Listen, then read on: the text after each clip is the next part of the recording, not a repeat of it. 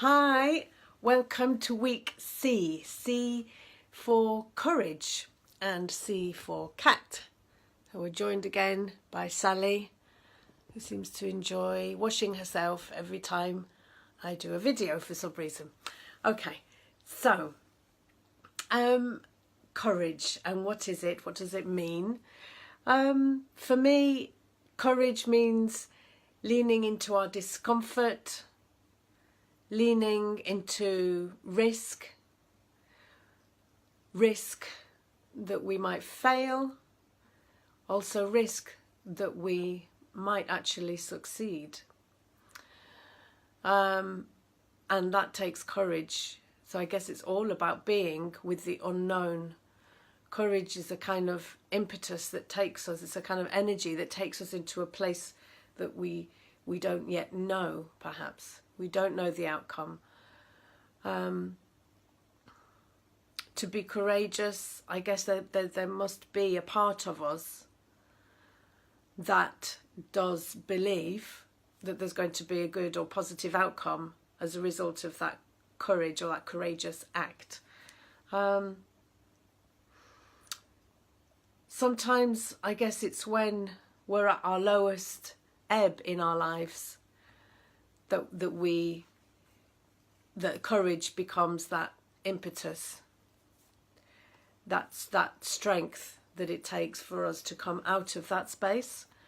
I don't think we realise how strong we actually are, and sometimes we're kind of, life pushes us to look at how strong we actually are. Through circumstance, situations, difficult situations that come our way, that life throws at us, that's when I think we really know how strong we are. But can we be courageous without having to wait for those times? Does it take more willpower, perhaps? Why is it that we don't necessarily lean into those uncomfortable urges? Is it because we want to keep ourselves safe? I don't know.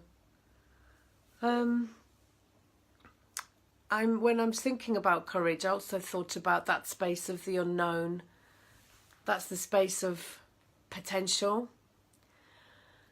I was at a yoga class the other day, and the teacher was telling us how when we exhale, at the end of the exhale, there's a space, a pause that we can take. And in that pause, that's when somehow all the tissues can begin to relax and things can happen in that space of non-movement, almost of non-existence, which seems a bit scary. But I guess for me that is all tied in with that space of the unknown and potential.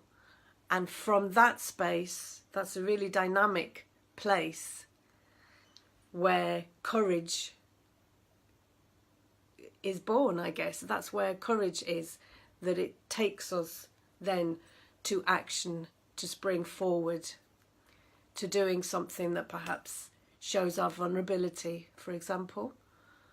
I remember coming back from Spain one year and the plane not being able to land because it didn't have enough fuel.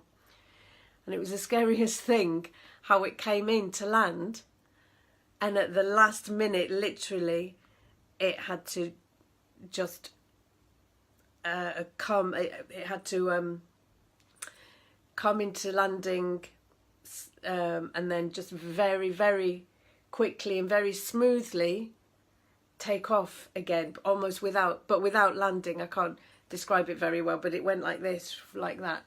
And it was the most incredible sensation, really scary as we didn't know what was going on. But I thought, wow, if a pilot can do that, then, you know, I don't need to be scared of flying anymore. And for me, that's the same as that space of coming down, down, down, and then somehow finding the power, the skill, the courage, the force, the energy to dynamically move out of that space. And I guess we do that with every breath we take, which is amazing. We do that all the time. So, yeah, courage. Courage to heal, courage to fail, courage to succeed, tied in with motivation, willpower, self-belief.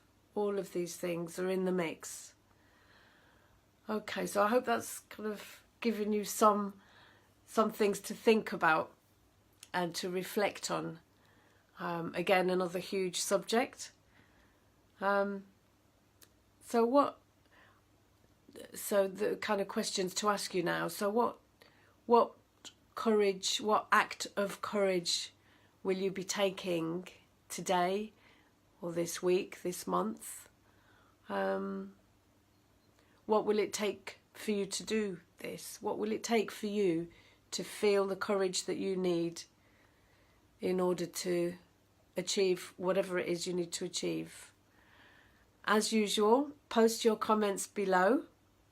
I hope you've enjoyed this short video and can't wait to connect with you. Bye for now.